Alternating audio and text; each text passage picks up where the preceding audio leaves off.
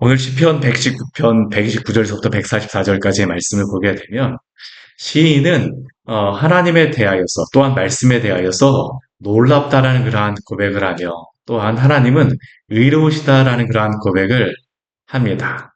놀라우신 하나님. 또한 그의 말씀은 놀랍습니다. 오늘 129절 말씀 보게 되면 그렇게 시작하고 있죠. 주의 증거들은 놀라움으로.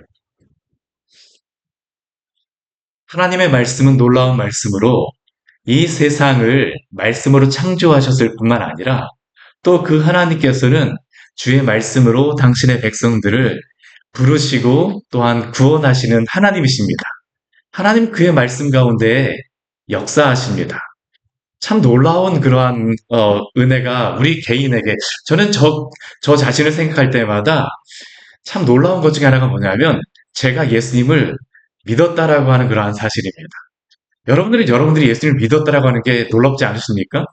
저는 제가 예수님 믿었다라는 게 너무나도 놀랍고 기적이라고 생각합니다. 저는 제가 모태신앙으로 태어났지만 저는 예수님이 믿어지질 않았습니다. 아무리 하나님의 말씀을 읽어도 설마 이런 말씀이 어떻게 실제로 다 있을 수가 있을까? 그런데 어느 순간 제가 주님의 말씀 가운데에 주의 말씀의 그 진리를 발견하고 주님을 믿게 되었습니다.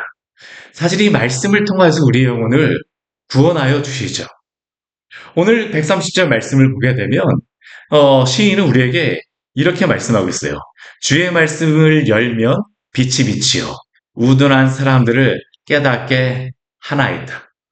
바로 저와 같은 사람에게 하나님의 말씀의 빛을 비추어 주심으로 말미암아 그 말씀이 전하여짐으로 말미암아 우리의 영혼을 깨우시고 살리셨습니다. 죽어있던 영혼들이 살아나는 것은 주의 말씀을 통하여서 역사하는 것 아닙니까? 때때로 제가 말씀을 전할 때, 말씀을 전하고 난 다음에 이러한 말씀을, 이러한 이야기를 하시는 분들이 종종 계십니다. 어떻게 이렇게 말씀 가운데 놀라운 그러한 말씀이 있냐라고 고백하시는 분들이 있어요.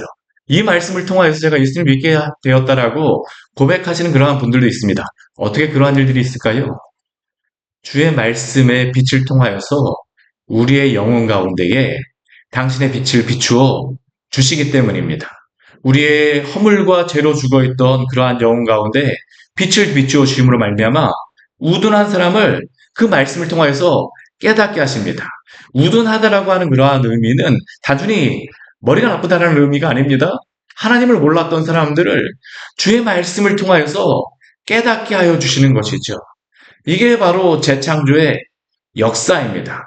우리가 바로 주의 말씀을 통하여서 깨닫게 되어진 사람들, 주님을 믿게 되어진 사람들 아닙니까? 그런데 이렇게 구원의 은혜를 받은 사람들에게 나타나는 현상들이 있습니다. 그 영혼이 깨어나게 되면요. 오늘 말씀은 주의 증거들은 놀랍다라고 이야기하는데 그 말씀이 우리의 영혼을 살리실 뿐만 아니라 그 영혼으로 살아난 사람들은 어떠한 일들이 생깁니까? 우리 131절 말씀을 보게 되면 이렇게 시인은 우리에게 말씀합니다. 우리 같이 한번 읽어볼게요. 131절 말씀입니다. 내가 주의 계명들을 사모함으로 내가 입을 열고 헐떡였나이다. 주의 말씀을 통하여 살아난 사람들에게 일어나는 현상이 무엇일까요? 주의 말씀에 대한 갈망들이 생겨나게 되어집니다. 이전에 주님을 알지 못하였던 사람들, 그 영혼이 살지 않았던 사람들은 주의 말씀을 향한 열망들이 없습니다. 소망이 없습니다. 그런데 주의 말씀을 통하여서 살아나게 되어지면 어떻게 할까요? 주의 말씀을 알고자 하죠. 소망하고자 하죠. 주의 말씀을 깨닫고자 합니다. 주의 말씀 안에 있는 맛을 알게 됩니다. 우리가 시편 119편 말씀을 우리가 계속 보게 되면 말씀에 대해서 맛에 대해서 이야기하잖아요. 그 송이꿀보다도 훨씬 더 달달하고 하는 게 이 시인의 고백인데 주의 말씀을 통하여 그 은혜를 알게 된 사람들에게 일어나는 현상들입니다. 주의 말씀을 알고 싶죠. 더 알기를 소망합니다. 사모하기 때문에 그 입을 열고 헐떡입니다. 저는 이러한 은혜가 우리 모두에게 있기를 원합니다. 주의 말씀을 향한 사모함들, 열망함들. 그 가운데 시인은 또 이렇게 주님께 기도합니다.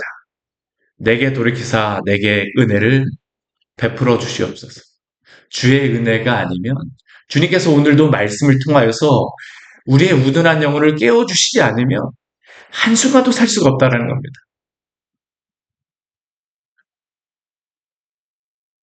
주의 은혜가 아니면 살아갈 수 없는 사람들. 성도들의 고백 아닙니까?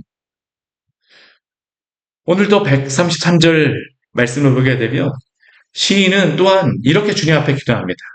나의 발걸음을 주의 말씀에 굳게 세우시고 어떤 죄악도 나를 주관하지 못하게 하소서. 우리의 영혼이 주의 말씀 위에 굳게 서기를 원합니다. 우리가 어떻게 죄악과 싸울 수 있을까요? 말씀을 통하여서 우리가 싸울 수 있지 않습니까? 예수님께서도 40일 동안 금식을 하시고 마귀와 마귀의 그러한 모든 유혹을 물리치실 때에 무엇으로 이기십니까? 주의 말씀으로 싸우시고 이기십니다. 오늘 시인이 그러죠. 나의 발걸음을 주의 말씀에 굳게 세우시고 어떤 죄악도 나를 주관하지 말게 하소서. 여러 가지 죄의 유혹 가운데에 우리가 타협하지 않으려고 하게 되면 주의 말씀을 붙들어야 됩니다. 우리가 날마다 주의 말씀으로 인도함을 받지 않는다라고 하게 되면 주의 말씀에 굳게 세우지 않는다라고 하게 되면 우리는 언제든지 넘어질 수밖에 없는 자들입니다. 주여 오늘도 당신의 말씀으로 나의 영혼을 굳게 세워주셔서 어떤 제약도 나를 주관하지 못하게 하여 주시옵소서. 우리의 그러한 고백이 되어지기를 원합니다. 근데 시인은 자신의 영혼만을 위하여서 기도하지 않습니다. 오늘 136절 말씀을 보게 되면요. 주의 증거들이 놀랍다라고 고백하는데 이 말씀을 통하여서 변화되어진 성도 안에 또한 이러한 고백도 있습니다. 우리 136절 말씀 우리 같이 한번 읽어볼까요? 그들이 주의 법을 지키지 아니하므로 내 눈물이 시냇물같이 흐르나이다. 네. 그들이 주의 법을 지키지 아니하므로 나만 주의 말씀을 사모하며 살아갈 뿐만 아니고요. 주의 말씀을 지키지 않는 그러한 사람들, 이 시대를 보게 되면 어떠한 마음이 듭니까? 안타까운 마음이 드는 겁니다. 성도들이 시대를 향하여서 기도하게 되어집니다. 오늘도 우리는 이 나라를 위하여서 기도해야 됩니다. 왜 기도해야 될까요? 이 시대를 보게 되면, 이 나라를 보게 되면 하나님의 말씀을 지키지 않는 그러한 사람들을 보지 않습니까? 그러한 시대를 보지 않습니까? 문화를 보지 않습니까? 그러한 청년들을 보고 그러한 이 시대 가운데 살아가는 많은 사람들을 보게 되어지죠. 그런데 그러한 사람들을 볼 때마다 우리 안에 어떠한 일들이 생깁니까? 안타까운 마음들이 생기잖아요. 오늘 시인이 그것을 고백하고 있는 겁니다. 그들의 주의 법을 지키지 아니함으로 내 눈물이 시냇물같이 흐르나이다. 오늘 이 시대를 향하여서 우리가 바라보면서 눈물을 흘리며 같이 기도하기를 원합니다. 바로 우리 안에 이러한 은혜가 있어야 되겠죠. 나 자신만 죄악 가운데 그 죄악을 따라서 살아가지 않는 것뿐만 아니라 이 시대를 향하여서도 안타까운 마음을 가지고 눈물을 흘리며 기도하며 회개하는 그러한 마음. 우리 모두가 이러한 마음을 갖고 이 시대를 향하여서 기도해 주십시오. 성도의 기도를 오늘도 주님께서는 들어주십니다. 오늘 137절 이후의 말씀을 보게 되면요. 오늘 시인은 한 가지의 그러한 단어를 계속적으로 반복하여서 우리에게 전합니다. 어떠한 것을 이야기하냐면 의롭다라는 것을 우리에게 이야기하고 있어요.